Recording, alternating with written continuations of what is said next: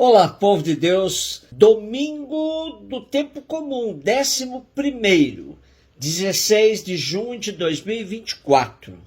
A nossa reflexão de hoje é a partir de Ezequiel 17, 22, 24, de 2 Coríntios 5, de 6 a 10 e Marcos 4, 26 a 34. Assim diz o Senhor Deus: eu mesmo tirarei um galho da copa do cedro, do mais alto de seus ramos, arrancarei um broto e o plantarei sobre um monte alto e elevado. Vou plantá-lo sobre o alto monte de Israel. Ele produzirá folhagem, dará frutos e se tornará um cedro majestoso. Debaixo dele pousarão todos os pássaros, à sombra de sua ramagem as aves farão ninhos. E todas as árvores do campo saberão que eu sou o Senhor, que abaixo a árvore alta e elevo a árvore baixa. Faço secar a árvore verde e brotar a árvore seca. Eu, o Senhor, digo e faço.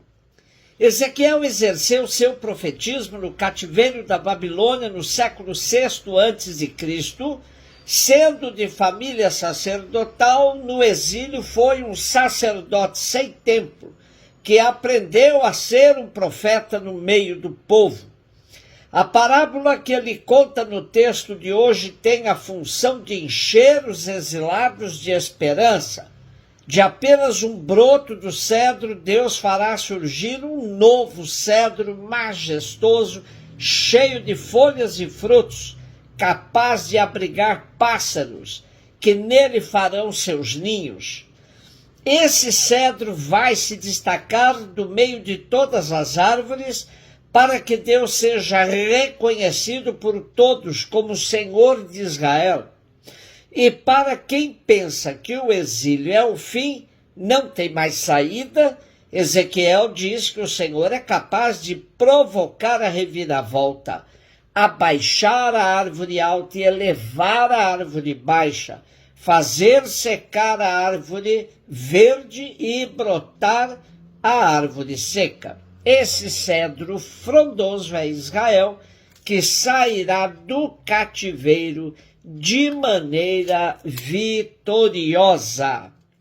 Segunda carta a Coríntios 5, de 6 a 10. Irmãos, estamos sempre cheios de confiança e bem lembrados de que, enquanto moramos no corpo, somos peregrinos do Senhor, longe do Senhor, pois caminhamos na fé e não na visão clara. Mas estamos cheios de confiança e preferimos deixar a moradia do nosso corpo para ir morar junto do Senhor. Por isso também nos empenhamos em ser agradáveis a Ele, quer estejamos no corpo, quer já tenhamos deixado esta morada. Aliás, todos nós temos de comparecer às claras perante o tribunal de Cristo, para cada um receber a devida recompensa, prêmio ou castigo, do que tiver feito ao longo de sua vida corporal. Paulo deixa claro que nossa vida aqui na Terra é marcada pela fragilidade de uma tenda armada no tempo passageiro, sofrendo todas as vicissitudes históricas. O que nos mantém de pé é a confiança regada pela nossa fé na vida eterna. Não nos apeguemos à nossa morada aqui e agora, pois sabemos que o que nos interessa verdadeiramente é a nossa outra morada, depois do julgamento final. Para nós, a visão do fim deve servir como parâmetro para o nosso existir. A morte, o fim, não deve assustar a quem tem confiança na concretização da promessa da vida eterna a todos os que forem fiéis a Cristo. Nesse tempo que vivemos, com tantas notícias de morte, de catástrofe, de guerra, precisamos ressignificar a nossa existência para que encaremos a morte como uma possibilidade tão próxima de cada um de nós, que nos leve a valorizar a nossa vida e a todos os nossos irmãos e irmãs. Marcos 4, 26, 34. Jesus disse à multidão: o reino de Deus é como alguém que espalha semente na terra. Ele vai dormir e acorda noite e dia, e a semente vai germinando e crescendo, mas ele não sabe como isso acontece. A terra por si mesma produz o fruto. Primeiro aparecem as folhas, depois vem a espiga, por fim os grãos que enchem a espiga. Quando as espigas estão maduras, o homem mete logo a foice, porque o tempo da colheita chegou. E Jesus continuou: com que mais poderemos comparar o reino de Deus? Que parábola usaremos para representá-lo?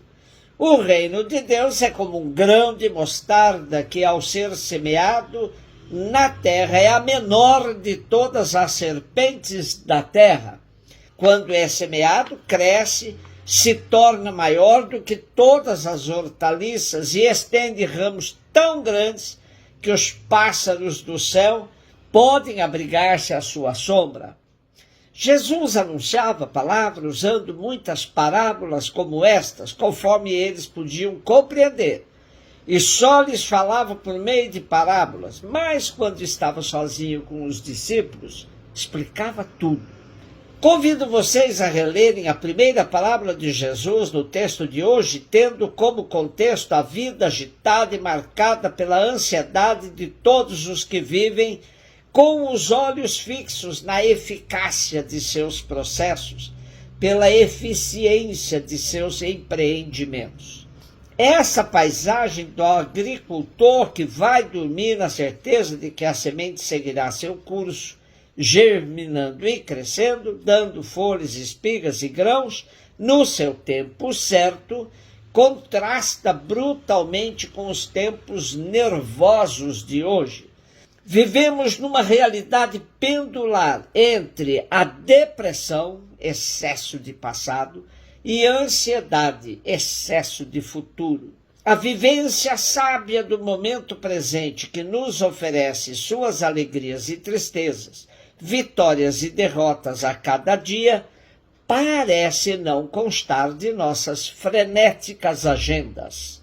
O camponês ainda esperará o tempo certo de fazer a colheita com espigas maduras no processo natural, sem agrotóxicos ou estufas. Impressionante como Jesus é capaz de tirar da vida cotidiana exemplos profundos para uma vida saudável. A paciência histórica parece ter saído do cardápio existencial ao qual nos submetemos nos dias de hoje. A segunda parábola é, da mesma forma, desafiadora, pois confiar no pequeno, naquilo que ninguém aposta nada, nos provoca risos de sarcasmo ou, ainda que escondido, nervosos. Pois aí está a proposta de Jesus. O reino de Deus é assim. Começa com a sua insignificância, mas vai crescer, florescer, alcançará seu momento em que muitos encontrarão, como os passarinhos que voam livres, seus ninhos de abrigo.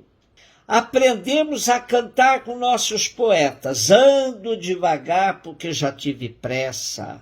A lástima é que quando aprendemos essa sabedoria do tempo, na maioria das vezes, nos resta pouco dele. Aprender com o camponês, confiar no pequeno, são os conselhos de Jesus em contraste brutal com nossa realidade. Tome uma semente nas mãos, contemple-a e medite sobre o mistério da vida aí contido. Será que temos ao nosso redor sinais de vida e esperança que a pressa e a ansiedade não nos estão permitindo ver e aproveitar?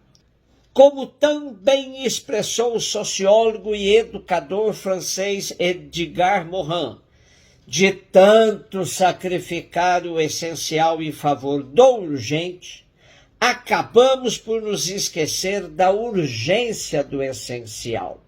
Ser cristão é ter o reino de Deus como essencial na vida. Acreditar no poder das sementes é a atitude de quem nunca desiste da vida e é não parando de semear justiça e paz que contribuímos com a construção do reino de Deus. Um beijo no seu coração.